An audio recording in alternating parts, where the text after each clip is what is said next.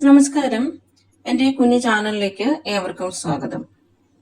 കാർത്തിക നക്ഷത്രത്തെ പറ്റിയാണ് ഞാൻ ഇന്നിവിടെ പറയാൻ പോകുന്നത്.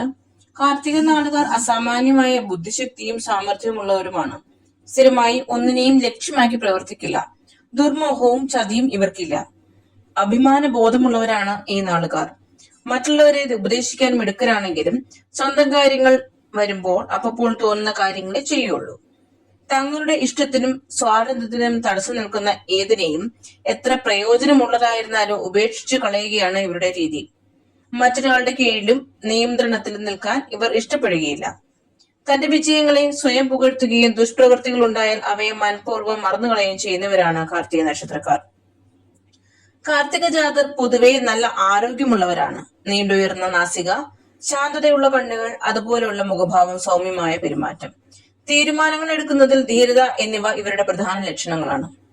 ശരീരകാന്തി സൂക്ഷിക്കുന്നവരാണിവർ. ശിരസ് സംബന്ധമായ രോഗങ്ങൾ, ദന്തരോഗം, കണ്ണസുഖം, പീനസം എന്നിവ ഇവരെ കൂടെ വിഷമിപ്പിക്കുമെങ്കിലും ആരോഗ്യത്തിന് പൊതുവെ ദോഷം കാണുകയില്ല.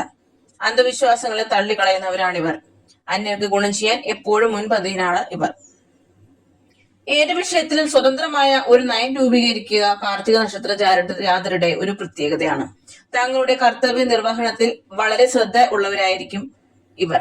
ഒരു പ്രതിജ്ഞ എടുത്താൽ അത് നിറവേറ്റാൻ എത്ര കഷ്ടത അനുഭവിച്ചിട്ടായാലും മനമാറ്റം ഉണ്ടാവുകയില്ല. പലവിധ ജീവിത പരിപ്രവർത്തനങ്ങളിലും പ്രശസ്തികളും ഇവർക്കുണ്ടാകും. ലോകത്തിന്റെ നാനാവശങ്ങളെ കുറിച്ചും അറിവ് സമ്പാദിക്കാൻ ഇവർക്ക് കഴിയും.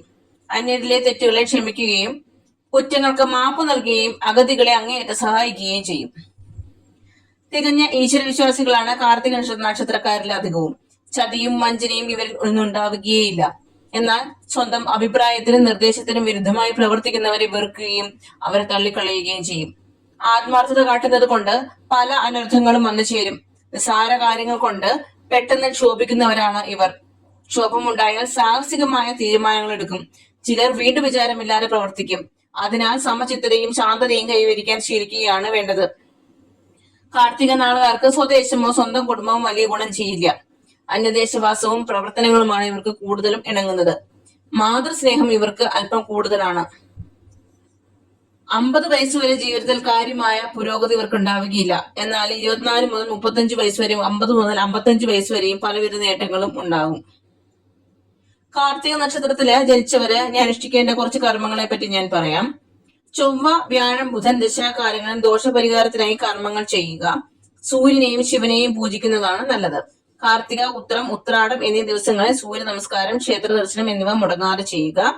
കാർത്തികയും ഞായറാഴ്ചയും ഒത്തുവരുന്ന ദിവസം വിശേഷ പൂജകളും വ്രതം നോറ്റ് ഭജനകളും നടത്തുക. ദിവസവും രാവിലെ ആരത്തി നമസ്കാരം ചെയ്യണം. ഇവർ ചുവപ്പ, കാവി എന്നീ നിറങ്ങളിൽ തൽപരരാണ്. കാർത്തികയുടെ ആദ്യ 1 നാഴിക മേടത്തിലും ബാക്കിയുള്ള 45 നാഴിക ഇടവം രാശിയിലുമായിട്ടാണ് കിടക്കുന്നത്. എന്റെ ഈ കുഞ്ഞു ചാനൽ നിങ്ങൾക്ക് ഇഷ്ടപ്പെട്ടാല് ദയവായി സപ്പോർട്ട് ചെയ്യാൻ മറക്കരുത്. അതുപോലെ തന്നെ ഇനിയും നിങ്ങൾക്ക് തുടർന്ന് വീഡിയോ കാണുന്നുണ്ട് എങ്കിൽ നമ്മുടെ ചാനലിന്റെ ബെല്ലൈക്കൺ ഒന്ന് എനേബിൾ ചെയ്തേക്കുക. Thank you.